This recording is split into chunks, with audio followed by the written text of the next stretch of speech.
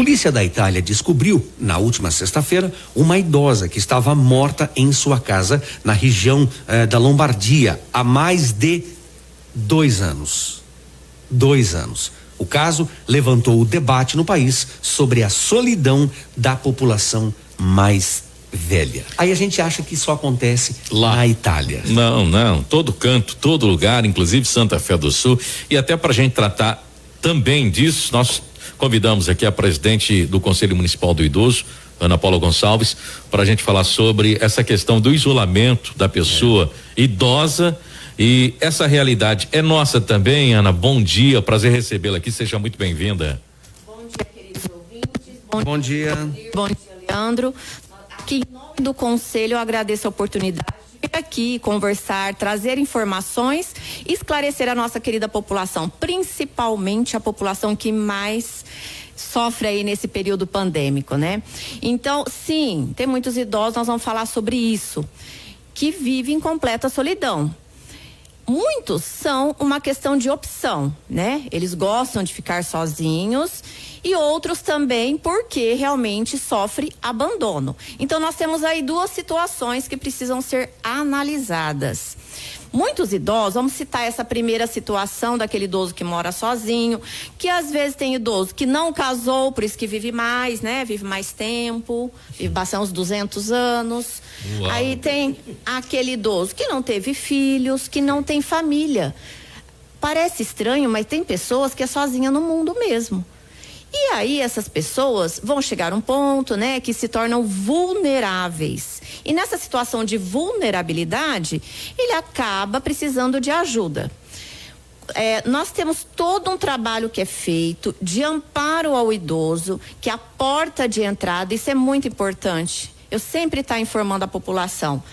É assistência social, envolvendo, se é uma situação de vulnerabilidade, o CREAS, né, que o idoso já está vulnerável, então é um dos serviços da assistência que vai estar investigando a situação, vai estar acompanhando, fazendo um trabalho de rede. Nós fazemos um trabalho de rede, envolve Secretaria da Saúde, envolve Secretaria da Assistência Social, Conselho do Idoso, envolve Ministério Público, nós acompanhamos sim.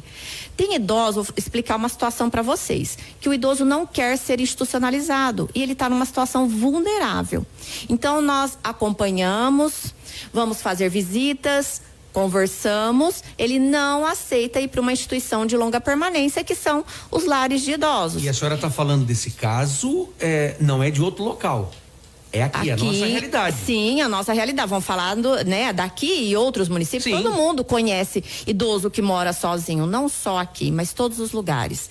E aí essa situação, ele prefere ficar ali sozinho, ele não quer ir para o lar. O que nós podemos fazer? Ir dando assistência a esse idoso, vendo qual que é a situação que ele mais precisa, se é a parte da alimentação, se é a parte de medicamento, e assessorando. Tem alguns que não aceitam ajuda, então eu tô falando uma das situações que Sim. a gente enfrenta. Uhum. Eu estou no conselho como presidente há mais de 5 anos, então eu já vivenciei muita coisa durante esses anos. E outra que eu trabalho na área, há 20 anos eu trabalho só com idoso, né? Como professora da faculdade, a minha área é voltada para o idoso. Todos os meus trabalhos são tudo voltado para o idoso. Então eu não sou uma pessoa leiga no assunto, né? Senão falar, essa daí essa daí saiu de onde? Não, essa daí tem títulos, essa daí tem um currículo, ela tem experiência em trabalhar com o idoso. Tem a parte teórica e Sim, tem e a parte prática, a vivência, né? A vivência. Então deixar bem claro isso para a população entender também. Então essa é uma situação. Nós procuramos acompanhar a pessoa, a gente não pode pegar ela à força. E eu faço visitas também, bastante visitas. Ele fala, eu não vou. Aí você vai pegar o quê? O idoso à força, colocar dentro de um carro de polícia, levar no lar, ele vai ter depressão. Ele está indo contra gosto. Eu já vim aqui em outros momentos falar Sim. que o idoso não se adapta mais, né? A situações, mudanças bruscas na vida dele. Ele pode virar óbito, que é o que mais acontece. A gente tem várias situações. Essa é uma. Exatamente. Então essa é uma situação que nós estamos aqui mencionando. A outra situação é realmente de abandono familiar. Família trabalha muito, chega muito tarde em casa, tem filho para cuidar, tem casa, não dá tempo de ir lá visitar o pai ou a mãe, que já fica ficaram idosos. Então aí também a gente tem que lembrar que existe leis no Brasil que amparam o idoso. Nós temos um estatuto do idoso e é tudo muito simples. Faça o que é lei, está tudo certo. Então, essa situação a gente vai investigar também. Chama a família, faz reuniões, procura saber qual que é o problema e aí para tentar também ajudar. Então, a gente enfrenta inúmeras. Eu poderia ficar aqui durante muito tempo contando várias situações que a gente presencia. São muitas situações. A gente tem situação, tem filho. Só que o filho, por exemplo, ele apresenta uma deficiência física ou uma deficiência mental, ou o filho é dependente químico. Então, como que ele vai cuidar do pai ou da mãe? Então, às vezes fala, nossa, esse idoso ele tem filho e está no lar. Tem que analisar, tudo é analisado, tudo passa pelo conselho também. Foi o que eu falei para vocês, é feito um trabalho de rede. Nós temos aqui no nosso município muitos trabalhos que são oferecidos para a população idosa. Isso é muito importante divulgar. O conselho, ele acompanha o que é feito, né? E eles entregam relatórios do que foi feito no final do ano, envolvendo ações para o idoso. Por exemplo, nós temos os lares que desenvolvem ações, nós temos a faculdade aqui da nossa cidade, o Unifunec, que tem a Universidade Aberta à Terceira Idade, que é a UNAT, nós temos os serviços da assistência social, que envolve programas direcionados ao idoso. Agora o Centro Dia está voltando novamente, né? A partir aí, se Deus quiser, do dia 21, volta o funcionamento do Centro Dia. Então, assim, são muitas atividades que são oferecidas. Tem aquele idoso que adere, tem aquele idoso que prefere ficar em casa, que não quer participar, que não gosta, né? Que prefere ficar isolado. Esse é o idoso que realmente ele entra numa situação grave de vulnerabilidade. Por quê? Porque é aquele idoso que se isola. Isolamento. É o isolamento. E a gente sabe assim que a mente, ela mente. Sim, então, engana. que a mente, ela fica o quê? Uma mente que fica parada o dia inteiro sem fazer nada, o ser humano, ele é mais propenso a pensar coisas ruins do que coisas boas. E é onde adoece da parte primeiro mental, depois da parte física. Então, nós temos, assim, serviços que são oferecidos bastante no nosso município. Nós somos pontos de referência. Mas também a gente precisa convencer, gente, não é um trabalho fácil, não. Quem tem idoso em casa, quem trabalha com idoso sabe que não é fácil, que tem alguns que são um pouco assim, resistentes, da natureza, se eu falar, é a natureza. Sim. Então a gente tenta fazer um trabalho e aí a gente entra nas situações também de agressividade, né, gente? Nessa pandemia, assim, teve muitas. Nós sempre tivemos. Né? A agressividade se aflora ainda mais. E também a intolerância familiar. Nós tivemos muitas denúncias, muitas prisões, porque tem que pegar em flagrante. Às vezes nós recebemos, né, denúncias, só que você tem que investigar. Nós presenciamos situações que às vezes é briga de família. Um irmão que briga com o outro e fala que o outro está maltratando, e a hora que você investiga, na verdade é um conflito familiar. E colocam a pessoa idosa. Então foi o que eu falei para vocês, tem tantas situações, mas tantas situações que eu poderia ficar citando muitos exemplos. Mas a situação aí de abandono ainda, ela é grande, infelizmente. Situações de agressão E assim, no Brasil, gente, a lei que mais funciona de imediato, que é a lei de você denunciar quando tem uma violência que pega em flagrante, né?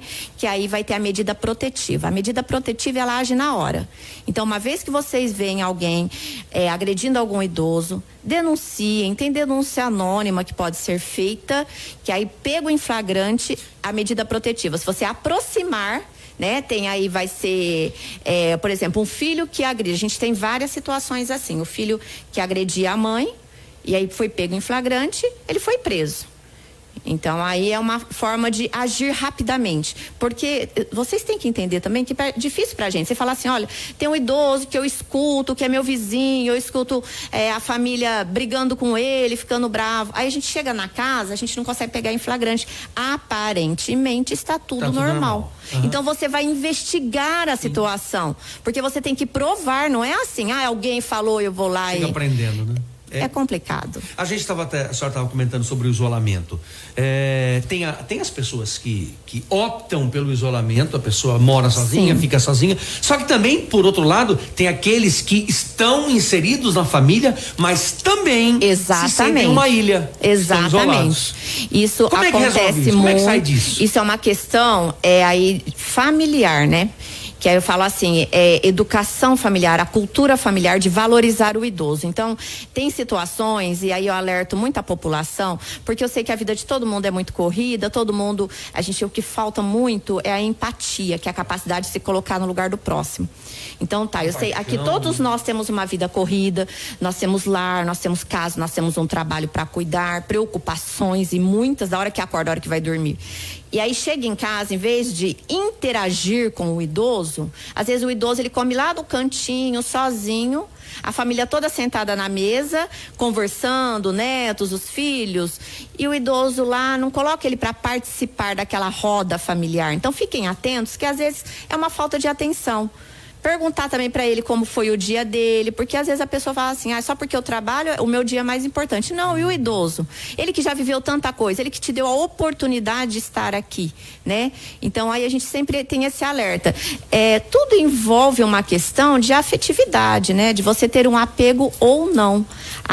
Também a família, né? Tem família que não tem esse apego, não tem essa valorização do pai, da mãe, porque às vezes as famílias reclamam que não teve isso quando era novo, que o pai não deu atenção, que não deu carinho, né? Então aí também tem esse laço afetivo. Mas dá para consertar agora, porque senão passa para outra geração também. Exatamente. Filhos não tem um bloqueio, um ponto final. Exatamente, nisso. Que os filhos crescem achando que é normal, né? Não cuidar, e aí realmente é muito triste isso. Presidente, as pessoas que estão nos ouvindo aqui, tem muita gente interagindo aqui no nosso Facebook, falando dando relatos, enfim, se um vizinho está nos ouvindo agora, ouve barulhos, gritos, repré de família, que a gente sabe que, sim, como a senhora acabou de colocar, acontece. Qual a orientação para essas pessoas?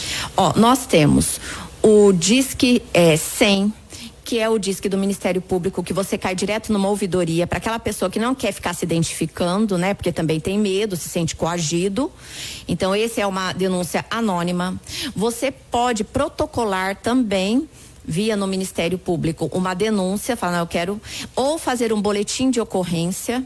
Então, são as formas, ou procurar a assistência social através do serviço que entra na vulnerabilidade do idoso, que é o CREAS, e aí estar informando a situação, que muita gente orienta, olha, procura, para a gente poder investigar e acompanhar. Nós conhecemos todas as casas dessa cidade, né? Sim. Como que são os lares, só que a gente precisa investigar para ver o que está acontecendo ali.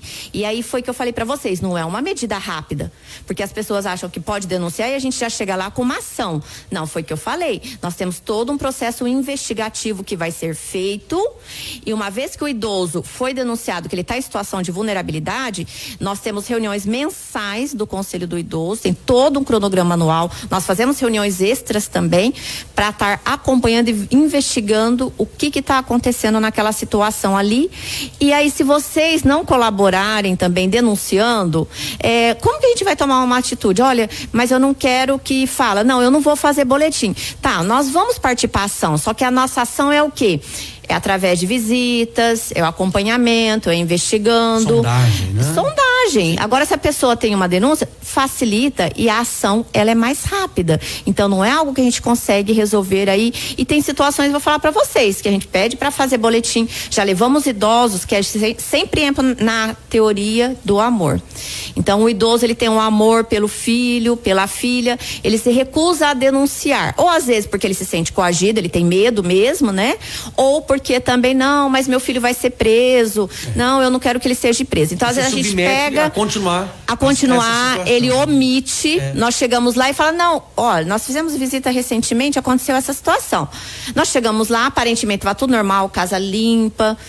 E aí, conversamos com o idoso, falou, não tá não, porque que acontece também algumas situações que pra gente é um absurdo, pessoas que gritam, que xingam, uma casa suja, é uma questão cultural, às vezes pra pessoa é normal. Sim. Ela, não, filha, pra mim tá tudo bem, tá tudo certo. Não, tá tudo certo. Uhum. Então, vocês entenderam que são várias situações? Precisa realmente investigar, acompanhar, É lento, às vezes fala, não toma atitude, mas por quê? Porque falta também as pessoas nos ajudarem. As pessoas não querem denunciar. Aí já levei idosos lá, né, que foram, nos procuraram, sofreu violência. Levei pra fazer boletim de ocorrência, falou que eu tava mentindo, que era mentira. Então, assim, ela quer contar pra mim, só que se for pra contar realmente pra polícia e tomar uma ação, ela não conta. Então, vocês entenderam que são muitas situações que a gente enfrenta assim. Bom, tem que denunciar, né, Ana? Sim, tem que denunciar. Obrigado pela sua presença, né? Obrigada a vocês pela oportunidade. Tem. E vocês têm que ajudar também. Já que se propôs a ajudar, tem um caso de violência, vamos seguir adiante, vamos ajudar. Obrigada, viu, gente? Grande abraço. Obrigado, viu? professor.